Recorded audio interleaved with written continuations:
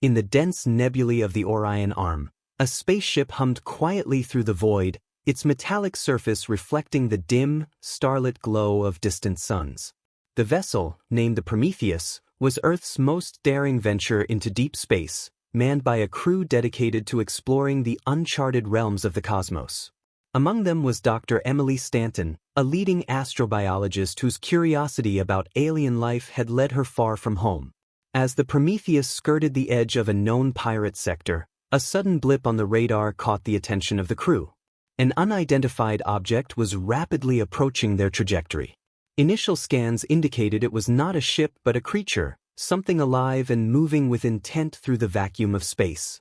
"Prepare for possible contact," Captain Lee announced over the intercom, his voice steady despite the uncertainty. "Dr. Stanton, you're on point. Everyone else, battle stations." The crew scrambled, tension high as they faced the unknown. Emily adjusted her equipment, her heart racing with both excitement and fear. The alien entity soon appeared on the main screen, a colossal being that seemed to weave its form from the very fabric of space itself. Its body shimmered with a translucent, iridescent sheen, and it moved with a fluid grace that belied its monstrous size. Communications Officer Hansen attempted to hail the creature, broadcasting peaceful intentions in all known languages and several theoretical linguistic patterns developed by xenolinguists. There was no response, only a continued advance that suggested either indifference to their efforts or a complete lack of understanding. As the alien loomed closer, its form becoming clear against the backdrop of a nebula, Emily analyzed its structure.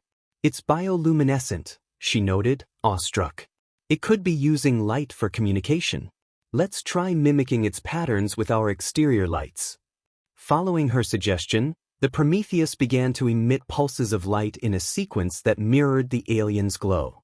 To their surprise, the creature paused, its gigantic eyes focusing on the ship with an intensity that felt almost piercing. It was the first sign of reciprocal communication, and a silent cheer went through the bridge. But what came next was wholly unexpected. The creature emitted a series of low, resonant sounds that vibrated through the hull of the Prometheus.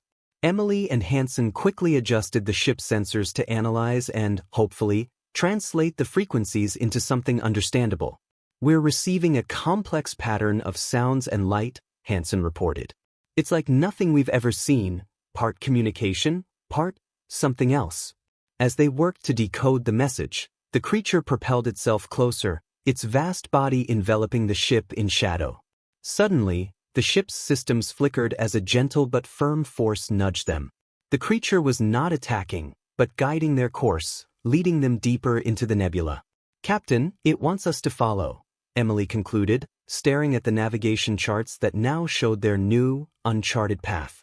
"Then we follow," Captain Lee decided, his voice resolute. "Keep trying to communicate. Whatever this being wants, it chose us for a reason." The Prometheus and its crew, under the watchful guidance of the universe's most enigmatic entity, ventured deeper into the unknown, their mission parameters forever changed.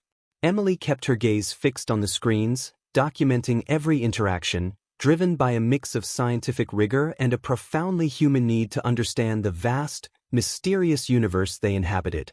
As the first chapter of their unexpected journey concluded, Emily felt the weight of their unique position, not just explorers, but ambassadors at the edge of human understanding, standing face to face with the potentially most dangerous being in the universe. The Prometheus sailed deeper into the nebula, the alien creature leading with an enigmatic grace that kept the entire crew on edge. Emily monitored every flicker of bioluminescence, every subtle wave of the creature's expansive body, hoping to find a pattern or a purpose in its actions. As the nebula's gases thickened around them, casting the ship in surreal, shifting hues, Captain Lee kept a wary eye on the navigational systems, which struggled to maintain clarity in the dense cosmic fog. "Keep the engines at ready," he instructed the engineering team, his voice calm but firm. "We don't know when we might need to make a quick exit." Meanwhile, Hansen worked tirelessly, trying to decode the communication attempts that had become more frequent and complex. The sounds and lights seemed almost conversational now, as if the creature was testing their ability to respond intelligibly. "It's like learning an alien language on the fly," Hansen muttered, adjusting the frequency of their light emissions to better sync with the creature's patterns. There's a rhythm to it, a pattern that feels almost familiar. Emily leaned over his shoulder, watching the data stream in real time. It's musical almost. See how these patterns repeat but evolve slightly each time? It's iterative, like it's teaching us how to speak its language through variations. The creature brought them to a region of the nebula where space-time seemed distorted, the stars outside warping around invisible gravitational forces. Emily observed, fascinated as the creature paused, its entire body pulsing with a deep, radiant light. "Look at the gravitational readings," she said, pointing to the spike on her instruments. "It's using the nebula's natural phenomena to communicate through gravity waves. This isn't just about light and sound. It's multidimensional." As they adapted their communication efforts to include gravitational nuances, the creature responded with a surge of light that bathed the Prometheus in a spectrum of colors unseen by human eyes before. The ship's hull vibrated with the energy of the encounter, a harmonious resonance that felt almost welcoming. "This could be it," Emily whispered, her voice tinged with a mix of elation and apprehension. "It's inviting us in, sharing its knowledge. We're not just following it, we're being integrated into its way of experiencing the universe." The creature then led them to what appeared to be a focal point in the nebula, where the gases parted to reveal a massive, swirling vortex. The sight was awe-inspiring, a cosmic phenomenon that dwarfed their previous scientific understandings. "We may be the first humans to witness this," Emily said, her hands hovering over the controls to collect as much data as possible. "This vortex could be a natural gateway, a path to other parts of the galaxy, or something entirely unknown." Hansen kept adjusting the ship's outputs, now in a constant dialogue of light and gravity with the creature. "It's not just showing us the nebula, it's demonstrating how it uses these cosmic features as part of its existence." As the Prometheus hovered at the edge of the vortex, the creature's intentions became clearer. It wasn't just a guide, it was a mentor, teaching them the secrets of celestial navigation, the language of cosmic forces, preparing them for a deeper integration into the mysteries of the universe. With each passing moment, Emily's notes grew more feverish, her excitement palpable. They were no longer merely astronauts or scientists. Under the tutelage of the universe's most dangerous entity, they were becoming part of a larger cosmic symphony, learning to play their notes in the endless song of the stars. The Prometheus lingered at the cusp of the cosmic vortex, suspended in a ballet of forces that stretched the very fabric of space-time around them. The alien's teachings grew more profound, its communications now a dazzling array of interstellar phenomena that Emily and Hansen struggled to catalog and comprehend. "Are you seeing this?" Emily called out as the creature directed a beam of concentrated gravitational waves towards a distant star, causing it to flicker in a pattern that seemed almost responsive. "Yes, it's manipulating stellar properties remotely," Hansen replied, his voice filled with wonder. "It's not just living in the universe, it's interacting with it on a fundamental level, changing the dynamics of star systems with precise control." This revelation shed new light on their understanding of the creature's capabilities and perhaps its intentions. The crew speculated about its role in the cosmic order. Was it a guardian of some sort, a caretaker of the nebula, or something more omnipotent? As they delved deeper into the mechanics of the creature's actions, the Prometheus's artificial intelligence system, ADA, processed the incoming data, enhancing their efforts to mimic and eventually replicate the communication patterns. ADA's algorithms are adapting at an unprecedented rate, the ship's chief engineer reported. It's as if the encounter with the alien is rewriting her learning parameters. With ADA's assistance, they began to experiment with their own gravitational beams, tentatively reaching out to nearby celestial bodies with the creature's guidance. Each successful interaction was met with a series of approving luminescent displays from their mentor, encouraging them to continue. Their experiments took a dramatic turn when Emily suggested they attempt to alter the orbit of a small asteroid. Under the watchful gaze of their guide, they directed a calculated pulse of gravitational energy towards the asteroid, successfully nudging it into a new trajectory. "The implications of this are enormous," Captain Lee mused aloud. "We're not just observers in the universe, we're becoming shapers of it." The aliens' next lesson was even more breathtaking. It ushered the Prometheus towards a collapsing star, a supernova in its nascent stages. Here, the creature demonstrated its mastery over life and death on a cosmic scale, stabilizing the star's collapse momentarily with a symphony of gravitational and electromagnetic pulses. "This isn't just science, it's art," Emily remarked, her voice tinged with reverence. "It's sculpting the cosmos, preserving the balance of life and destruction." The crew watched in awe as the stabilized star began to pulse rhythmically, a heartbeat in the void, saved from immediate destruction. The lesson was clear. With great power came a responsibility to the cosmic community, a duty to maintain the harmony of the universe. As they continued to learn from the creature, a symbiotic relationship formed. The Prometheus became a mobile laboratory, not just for human science, but for a new form of interstellar diplomacy, bridging the gap between humanity and the more arcane elements of the cosmos. Through these interactions, Emily and her team not only expanded their scientific horizons but began to reshape their understanding of humanity's place in the universe.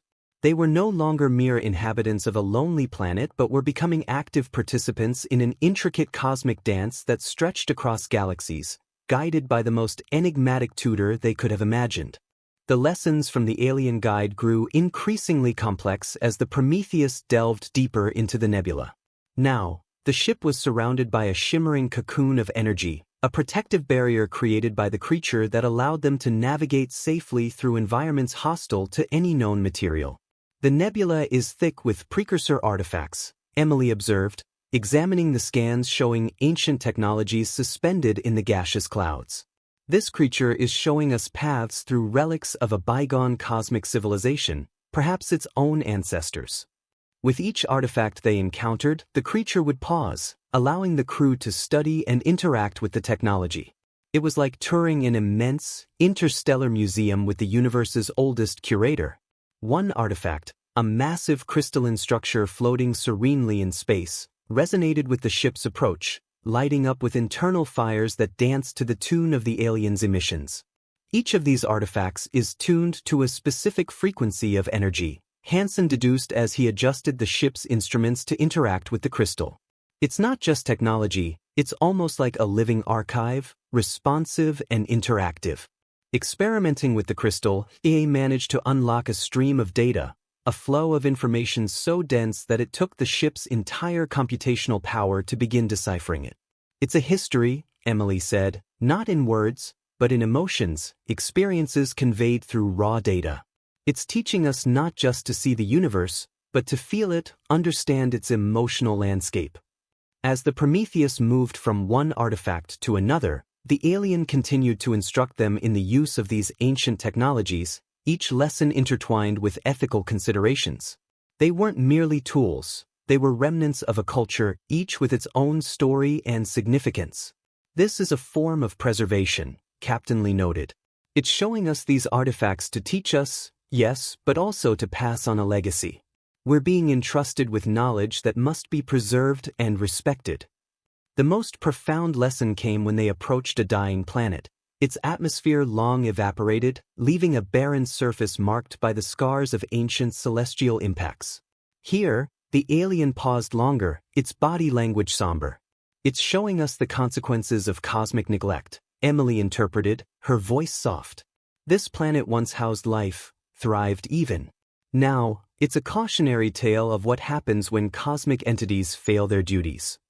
Using the techniques they had learned, the crew worked alongside the alien to reignite the planet's core, a delicate operation that mirrored the procedures they had practiced with the stars. Slowly, the dead planet's heart began to beat again, its core warming, magnetic fields stirring from the slumber of eons. The crew of the Prometheus watched in silence, a mix of triumph and reverence washing over them. They had not only witnessed but participated in the rebirth of a world. The creature's lessons were clear. With the power to shape the cosmos came the solemn duty to foster and protect life. As the alien prepared them for the next phase of their instruction, the crew felt not just equipped but transformed. They were no longer just explorers or scientists. They were cosmic gardeners, sowing seeds of rejuvenation and balance across the stars, stewards of a legacy that spanned the breadth of the universe. As the Prometheus continued its unparalleled voyage, the aliens' lessons culminated in a grand demonstration of cosmic unity. They approached a region where the fabric of space itself undulated with the rhythms of an invisible energy grid, a complex network connecting multiple star systems. This grid, Emily postulated, could be a form of interstellar infrastructure, facilitating the flow of energy between celestial bodies, like the neural pathways of the galaxy. The alien seemed to confirm her hypothesis with a series of pulsating lights, and then began to interact with the grid. It manipulated the energy flows, demonstrating how adjustments could lead to enhanced stellar vitality and even the birth of new stars. This was not mere manipulation of physical laws, but a dance of creation and sustenance, a balancing act of cosmic proportions. Captain Lee and his crew were tasked with a critical role in this demonstration. Using the knowledge and techniques they had been taught, they worked under the aliens' guidance to stabilize a young star threatening to go supernova prematurely. The operation was delicate, requiring precise emissions of gravitational waves and magnetic fields. "Everything we've learned is coming into play here," Hansen said, hands steady as he calibrated the ship's instruments. "It's about harmony, finding the balance in the cosmic scale." As the star stabilized and began to pulse with a healthy glow, the crew felt a collective sense of achievement. They had altered the fate of a star, extending its life and ensuring the safety of the surrounding space habitats. The alien, seeming satisfied with their progress, led them to a final location, a serene expanse where multiple nebulae intersected. Here, the creature stopped, its form glowing steadily as if it were at peace. "It's preparing to leave us," Emily realized, watching as the alien began to dim its bioluminescent display. "Our instruction is complete. It's time for us to continue on our own." A profound silence fell over the crew, each member processing the magnitude of what they had experienced and learned. The alien had not just taught them about cosmic mechanisms, it had shown them the interconnectivity of all things, the symbiotic relationships that sustain the universe. As the creature slowly receded into the cosmic backdrop, it emitted one final display of light, a complex, beautiful array of colors that felt like a farewell. "We're on our own now," Captain Lee said, his voice reflecting a mix of sadness and resolve. "But we're ready. We've been given a gift, the knowledge to participate in the cosmos not just as observers, but as caretakers." With a new mission clear in their minds, the crew of the Prometheus set their course back towards Earth. They carried with them not just data and experiences, but a new understanding of their place in the universe. Each star, each planet they passed, was a reminder of the lessons learned and the responsibilities they now shouldered. As Earth came into view, a small blue dot in the vast cosmos, they understood that their mission was far from over. It was the beginning of a new era for humanity, an era where they would share the lessons of cosmic stewardship with their home world, advocating for a harmonious existence within the broader universe. The Prometheus entered Earth's orbit, its journey through space complete, but its voyage in the sea of cosmic responsibility just beginning. The crew, transformed by their encounters and teachings, were ready to lead humanity into this new chapter, where the stars were not just lights in the sky, but parts of a vast, interconnected cosmic family to which they now belonged.